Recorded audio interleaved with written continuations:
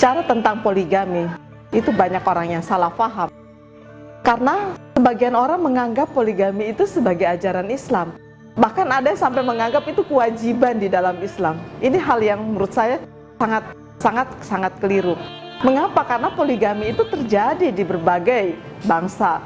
Dia dilakukan oleh orang-orang Cina di zaman dahulu kala, di zaman Cina kuno, oleh orang-orang India kuno, oleh orang-orang Mesir kuno. Bahkan itu sudah terjadi dan dipraktekkan secara luas jauh sebelum Islam lahir di Arab Saudi abad ke-7.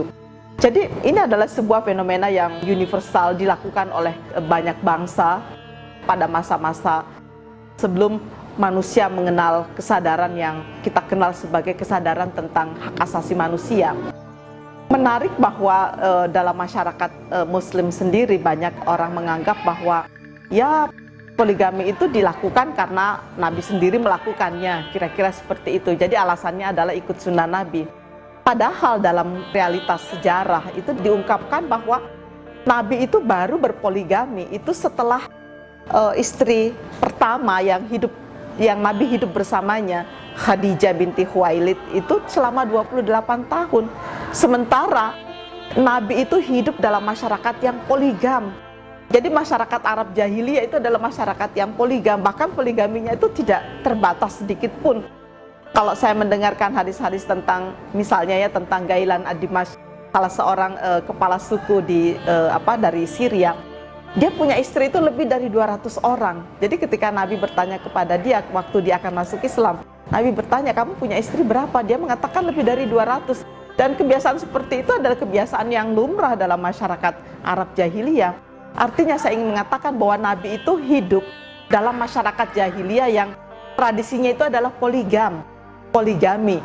Tetapi kenapa Nabi memilih mempraktekkan perkawinan yang monogami selama 28 tahun bersama Khadijah, istri pertamanya. Bukan tidak ada orang atau tidak ada sahabat yang menyarankan Nabi untuk menikah lagi supaya sama dengan kebiasaan jahiliyah pada waktu itu. Nabi mengatakan nggak bisa, saya nggak bisa menduakan Khadijah. Khadijah terlalu mulia untuk saya sakiti. Artinya Nabi tahu bahwa poligami itu menyakiti perasaan perempuan. Jadi Nabi selalu menolak anjuran atau juga dorongan dari sahabat-sahabatnya. Biasalah sahabat-sahabat datang, ya Rasul, Anda kok tidak kawin lagi, kira-kira seperti itu. Padahal semua alasan untuk menikah ada pada diri Rasul. Dia seorang yang tampan, berbudi luhur, ya, memiliki akhlak yang mulia dan disenangi oleh banyak orang, termasuk juga oleh para perempuan. Tetapi Nabi tidak bergeming sedikit pun.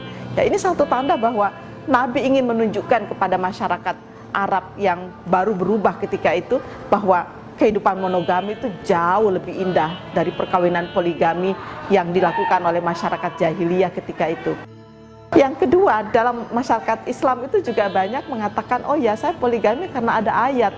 Dia lupa bahwa ayat itu tidak dibaca secara utuh. Memang ada ayat yang berbunyi fankihu ma taba lakum minan nisa masna wa thulatsa wa ruba'. Ya, tetapi jangan lupa, jangan dibaca hanya sampai di situ saja.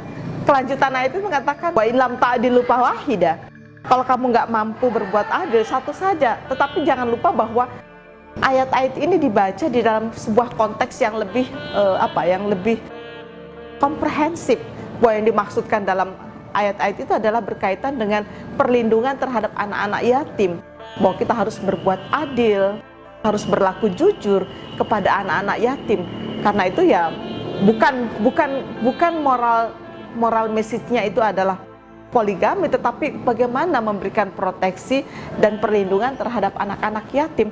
Karena itu saya melihat bahwa kalaupun poligami itu dilakukan, itu adalah dalam satu tarikan nafas dengan perlindungan terhadap anak-anak yatim.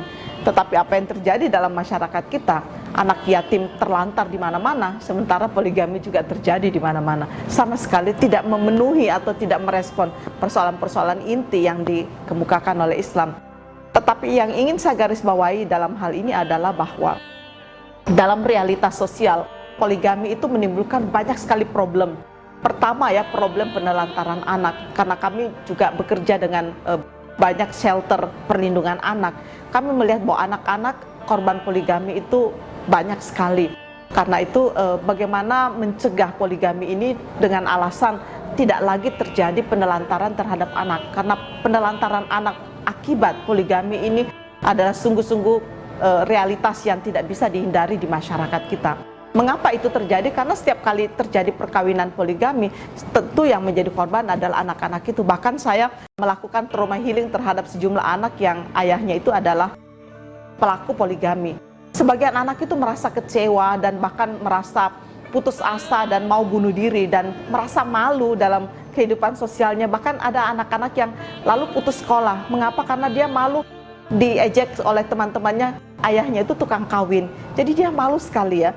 Karena itu saya mengatakan kepada semua pelaku poligami, baik laki maupun perempuan, Anda itu jangan egois. Pertimbangkanlah perasaan anak-anak, perasaan orang tua Anda. Karena banyak juga orang tua yang merasa malu anak-anaknya melakukan poligami, apakah itu laki atau perempuan. Jadi orang tua itu merasa malu punya anak yang pelaku poligami. Karena itu mari kita mempertimbangkan perasaan orang-orang di sekitar kita, perasaan orang tua kita, perasaan anak-anak kita yang menjadi korban akibat ketidakmampuan kita menjaga syahwat.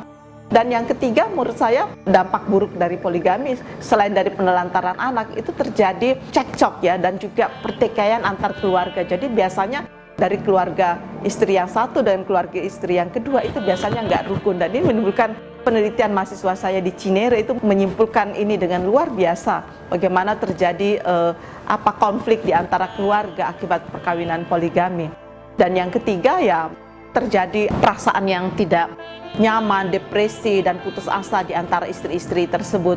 Ya boleh jadi ada istri, biasanya istri kedua tidak merasa sakit ya seperti istri pertama, tetapi itu tidak bisa dijadikan alasan bahwa poligami it's nothing, kira-kira seperti itu, tidak ada masalah.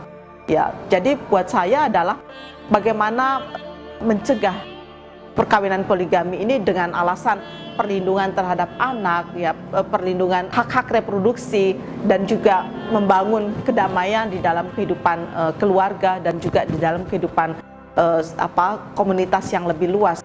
Tetapi yang paling pasti buat saya adalah bagaimana mengakhiri perilaku poligami dalam masyarakat.